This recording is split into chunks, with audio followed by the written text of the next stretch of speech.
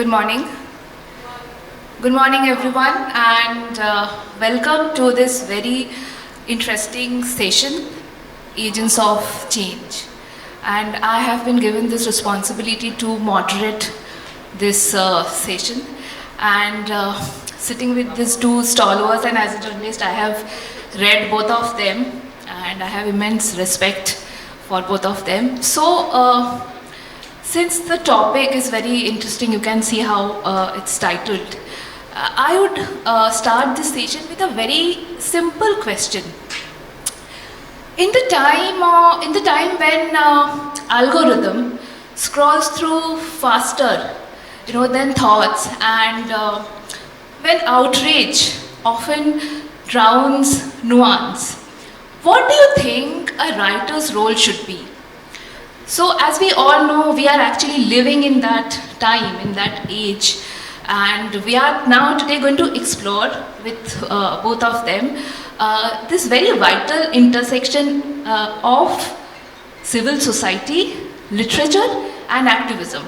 So, for me, and I'm sure for many of you, writing has always been more than just storytelling. It has been a form of resistance, revival, refuge, and also a way of reclaiming of one's voice. Let's say from history, from silence. So each of these panelists that I'm sitting with, they have this unique lens to look at today's writing in today's context. So I would start with Hindol Gupta sir. He's, as you all know, he's a scholar, he's an award-winning author, and he has merged history with dharma. He has also been creating a space for us to look at history and look at indigenous from a very fresh perspective. That I would say that has long been sidestepped carefully, and at times also to some extent pushed to oblivion. Sir, let me begin with your book, Sing, Dance and Pray. So you have really talked about rebellion through dharma. So in today's context, how do you feel that rebellion through dharma fits in today's literature that can appeal the young generation? Thank you, Madhuparna. I'm so delighted to be in Puri.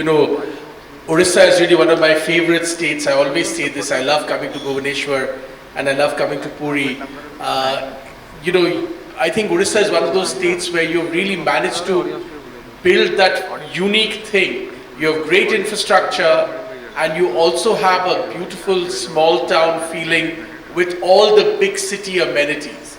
This is really rare in our country. It's green, it's lush, the people are nice, the food is awesome. So I love coming to Orissa.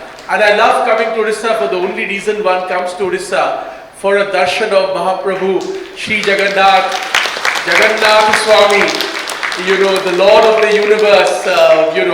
Madhuparna was just asking what should writers do. Well, writers should go in the presence of the darshan of the Mahaprabhu, eat the prasad and go home and remember the name of the Mahaprabhu. This is what writers should do. This is what all human beings should do. But to take her specific question, everybody begins writing through different perspectives. And certainly I began writing to try and put a different perspective to what at that time, 10, 15 years ago, was the mainstream of Indian thought about history, culture, religion, and so on and so forth. A lot of that has changed, some of it hasn't changed. But I do think one of the things to understand about India's journey is the following. People get very impatient that why aren't things happening quickly? Well, it won't happen quickly because remember, we are still only at about barely, actually less than $3,000 per capita.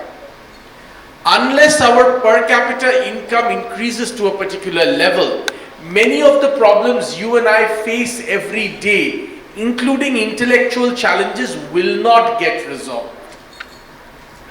And I'll give you a beautiful example of this. All my life I have come to Puri from the time I was a child in Kolkata.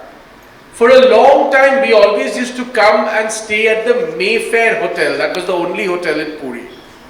And now look, we are sitting in this beautiful spanking new Taj.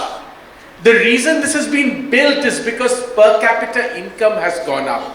People have the money to spend. Yesterday when I called a revered Panda at the temple and said, I'm coming, he said, Apni thakchen kothay, where are you staying? So I said, at the Taj. He said, ekhane to Taj nei, ota to Bhubaneswar. He didn't even know. And yet, because this per capita income has gone up, because there has been a silent but steady economic rise, you have such a beautiful sea-facing property. Today I woke up in the morning, I looked at the waters in the ocean and I thought of Chaitanya Mahaprabhu in Puri.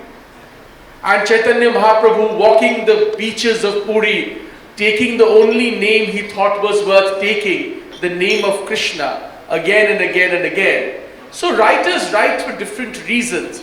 And I think this dharmic renaissance of India, which is definitely begun once again, will also take deep root when we combine it with economic success. Swami Vivekananda said, you cannot teach a hungry man about God. Je khete paye na, taki bhagwaner kotha bole kono labh nei. If a man is hungry, there is no point telling him about God. So if this does not come hand in hand, and this is traditionally true in our country. Think about all the great temples all of you admire. Down south, the great Brihadashwara temple. Each temple was built with people with power and wealth who were doing things for their community because they had power and wealth. So in poverty, we cannot be philosophers. We must work towards building up to a particular level that people have the spare time. You know, my parents are very devout. You know, they've always been very devout. But in their generation, they were so focused on everyday things. You know, the job and the family to run and children to, take care of and school fees to pay, that they barely had enough spare time to really think about many of these things. Today I have it because of the economic rise of India, and I think here in Orissa today it's a perfect moment to remind all of us that this dharmic renaissance should go hand in hand with an economic renaissance, and all of you, each one of you, are part of the story. Thank you, sir, for this wonderful explanation. Mr. Abhijit Majumdar has been a veteran journalist and editor. I have also worked with him. He's a senior colleague. And now he's also an author. So I know from my own experience that he is this person who will often stands to speak uncomfortable truth, cutting through the noise with courage and clutter. So, sir, I have a very I also think about it a lot as a journalist, and of course I'm asking this to an author as well. So in this generation, in this time of cancel culture, and we face endless troll social media attacks. So do you think a writer being fearless is of course important, but writing fearlessly, does it really mean writing recklessly? Writing recklessly. First of all, I have no objection being called Sengupta, but I might be. Sorry. I might be accused of plagiarizing Hindol's surname, which I wouldn't. I'm honored you have called me that, but. See, the whole the subject of this session, agents of change, and about activism and writers. I think essentially all communication, almost all communication seeks to break the status quo. however unconscious it may be, a revolutionary tries to hasten up pace of change. A bureaucrat, not all bureaucrats, tries to stall that pace of change very often. A child asks for, food, toys, attention. Adults ask for food, toys, attention, and a few things, a few more things. But essentially, it is to change the status quo. As life is going on, I am communicating to change that.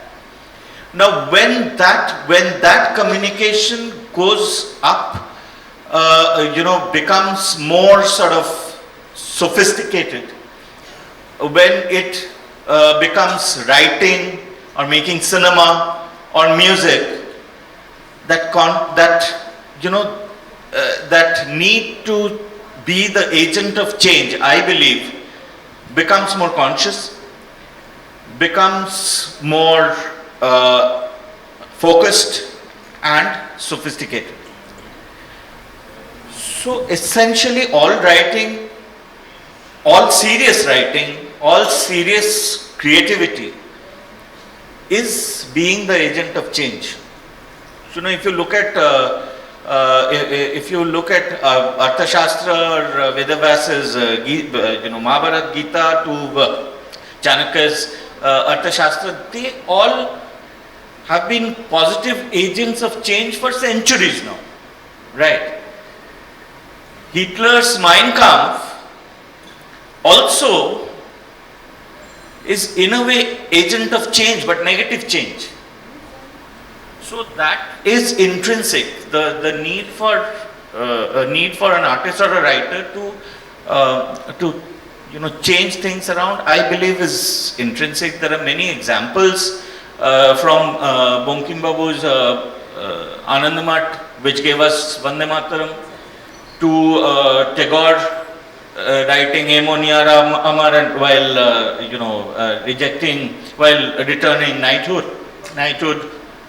or Taslima, who was supposed to be here in this session. She was there yesterday, I believe. Her lodja after the persecution and butchering of Hindus started after the Babri Masjid fell. It started in Bangladesh, and lodja captures that. So these are all acts of, in a way, one can say all of these are acts of activism, whether they believe they are activists or not. So, one doesn't have to really sort of be sensational, try to be sensational. Sometimes telling the truth, presenting this truth is revolutionary. Yes, that's what I meant. So you don't have to go by the social media flow. Just, the next book that I'm doing after India's New Right is about Gopal Mukherjee, Gopal Patha, as we know it, and Direct Action Day. So I have no sort of, in my head, I am not an activist or anything. But his story, the man who saved thousands of Hindu lives, the man who saved a city and a large part of this country and several districts around that city from jihad during Direct Action Day, a meat seller who organized Hindus when they were being butchered, when women were being raped, their breasts were cut off, their hands were cut off, and they were hung from meat shops, from the hooks. That level of terror, that man countered. So I felt compelled to tell his story. So I called up, extending that anecdote, I called up Deep. Deep, do you know his grandson? Because I want to write about Gopal Babu. Deep said, I was planning to write it, but it'll be great if you write. I mean, I don't know how many people here would do that, but he was nice enough to do it, and I spoke to his grandson, and so I believe that itself, presenting that story, and I am doing it in a tiny speck, small way. People like Hindol, they have enriched our consciousness, enriched our knowledge, revived so much that generations have been forgetting. That itself, I believe, is activism. You don't have to go by the flow of social media, etc., etc. Social media and my posts on Twitter, my writing in my columns have attracted enough trouble, to make me an activist willy-nilly, without me wanting it. I'm being called to Chennai, FIR in Chennai cops coming to Noida to arrest me, 4 cops all the way to Noida because I wrote against Udhayanidhi Stalin's thing, Mamata blacking of my phone, mobile phone during the Arjikar protest. Just, can you believe? In this day and age, somebody, the cops just call Airtel and say that there is fraudulent activity going on in this phone, and there is this loophole in IT Act. My phone is off with my Aadhaar details, my bank transaction, etc. It's off for almost 48 hours. Before there was, after a lot of outrage in the media, etc., they sort of, or Kejriwal sending a letter to one of my previous employers saying, please sack your editor. Because, on official letterpad, probably I'm the only journalist, honored to be, sent letter from the CM's, on the CM's letterpad to the owner, ki isko wo karo. Congress. So it's a long story, but yeah, you do what you do. You decide the things that you are compelled to do. And then you're, I think you're sorted then. Baki jail sakte.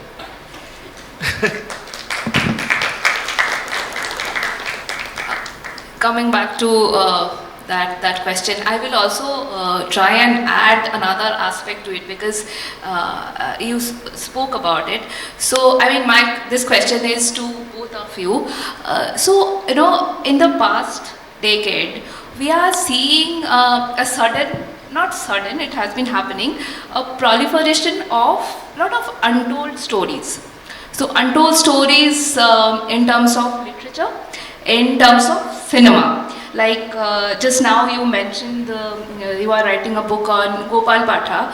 So I am also a Bengali, and I studied in North Calcutta College. I lived in a hostel.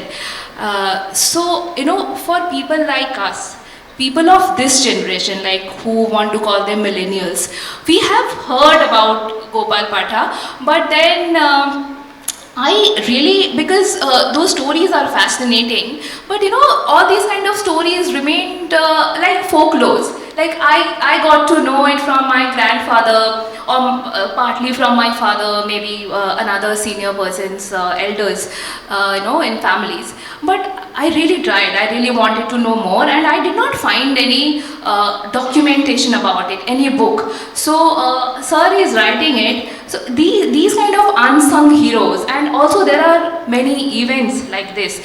People talk about it, these are oral history, nobody documented it. So a lot of these kind of untold stories are really coming up now, as I said, in literature and in cinema. My question to both of you, like, how do you look at it? I mean, the future of it, is this because there is a conducive environment? Is it something to do, does it have something to do with the regime? Or, globally we have seen that once a regime falls and then one particular book gets recognition. Even Kafka dealt with it. So yeah, so if you can, both of you can elaborate it. Let's begin with you, sir, because you are writing that book. I am sure you have done a lot of research. What kind of difficulties you have faced about Gopal Chandra Mukherjee, you know, because there is nothing written in history. It's I'm telling you, if I hadn't sort of met Shantanu and then only a couple of others who recalls his contributions or what happened at that time through, you know, from what they had heard from their grandparents, you know, apart from that, he has been whitewashed from history.